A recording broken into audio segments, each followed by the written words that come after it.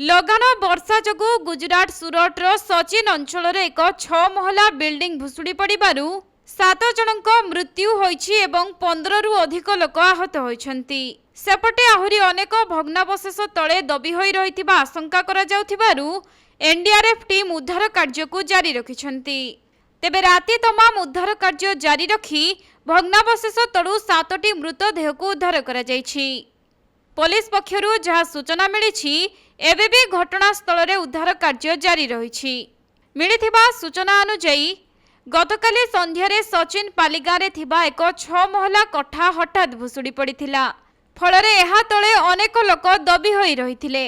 भग्नावशेष तळु वर्तमान सुद्धा 7 जनक मृतदेह को उद्धार करा जाइथिबा बेले अन्य आहतंको उद्धार करी हॉस्पिटल रे भर्ती करा जाइछि। तेबे एही कठाटी 2017 रे तयारी होइथिला। 32टी फ्लैट थिबा एही बिल्डिंग रे अधिकांश परिवार भड़ारे रहुथिले। सेमानंको मध्यरु अधिक लोक श्रमिक थिले। सेपटे दीर्घ दिन हेबो कठाटी जराजीर्ण होई पड़िथिला। लगाण वर्षा कारणनु कठाटी भुशुड़ी पड़िथिबा देखिबाको मिलिछि।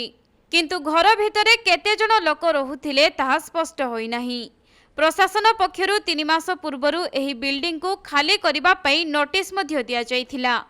किंतु बिल्डिंग को खाली न करी सेठारे लोक माने भड़ारे रहुथिले। आउ लगाण वर्षा जोगु एपरि अघटन घटी 7 जनक जीवन जाइछि।